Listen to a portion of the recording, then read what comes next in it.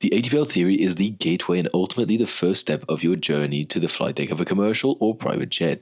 It is also renowned for being one of the toughest exams to sit along with the type rating.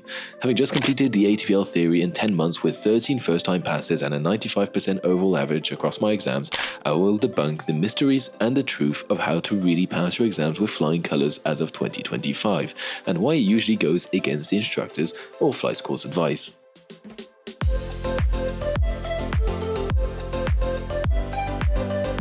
I'd just like to throw in a disclaimer that this method of study that I will be sharing is my own, and that varies greatly among individuals. Thus, you need to try a bit of everything and ultimately find the most efficient study method for yourself. I also sat my exams in Austro control. Different exam settings are possible across different authorities, therefore please familiarize yourself with the rules and regulations for the authority you'll be sitting your exams with. Let's get right into the topic. The ATPL was without a shadow of a doubt one of the toughest 10 months of studying I have spent. I'm not going to lie, there were many downs but also a lot of ups which made up for the negative moments. The key is to remain consistent and stay ahead of your program to not fall back behind and finish overloaded with information to cram in before your mock exams. So once again, it'll take a little bit of time to work out what the best study method for yourself will be, so take the necessary time to figure it out and then implement it. My study method. It took me approximately 1 month to find my study method and took a bit of experimenting between reading study manuals, online presentation provided for the classes, taking notes during the classes, watching videos, and ultimately using the question banks, which is probably one of the big questions currently going through your mind and that crosses all of us cadets' minds at the start of the theory. Should I use the question banks, yes or no? And the answer is yes. Now, as opposed to what your instructors or flight schools have most probably been telling you, the question banks are the way to go to achieve your ATPLs in 2025. Now, obviously take it with a pinch of salt when someone tells you to fully rely on the question banks, as that's a very risky game to play. However, finding the right balance between acquiring knowledge and putting that knowledge into practice by doing some questions after the acquisition of that knowledge is what you're looking for. The key is to find another balance between the different means you put to contribution to achieve the best results in your exam. Therefore, should you use the question banks? The answer is a definitive yes, and let me plead my case.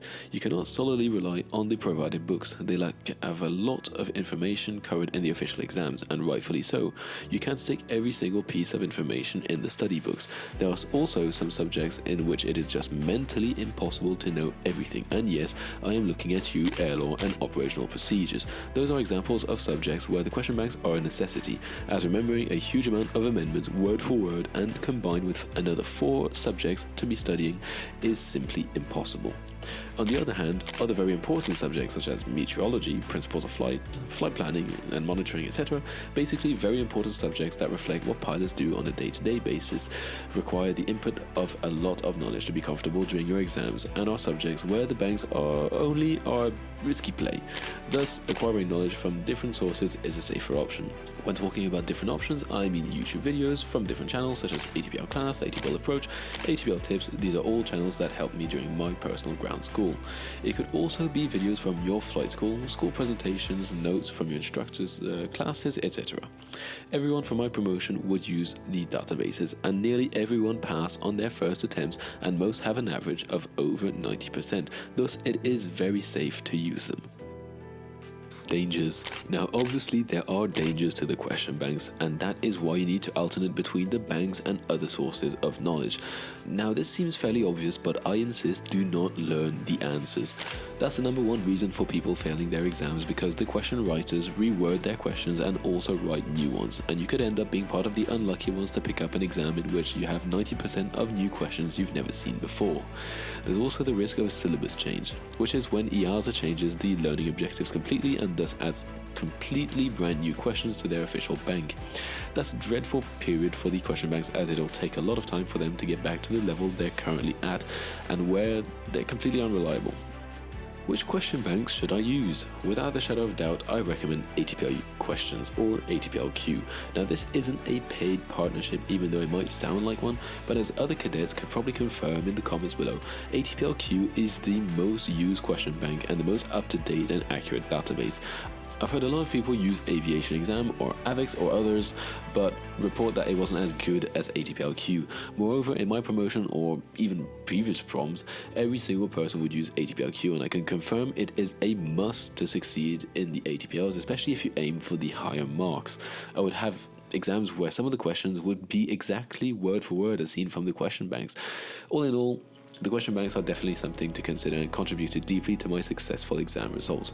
But remember, do not learn the answers.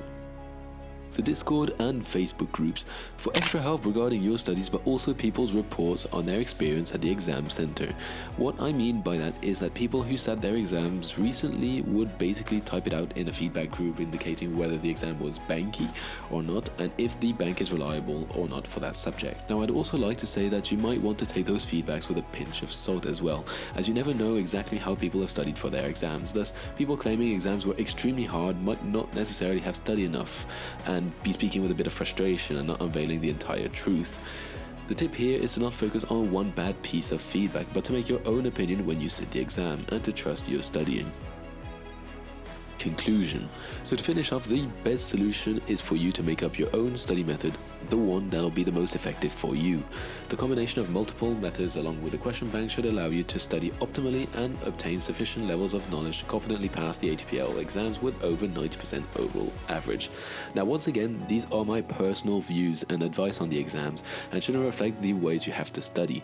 The best is to experiment and find the way that suits you best and sees you achieve great scores.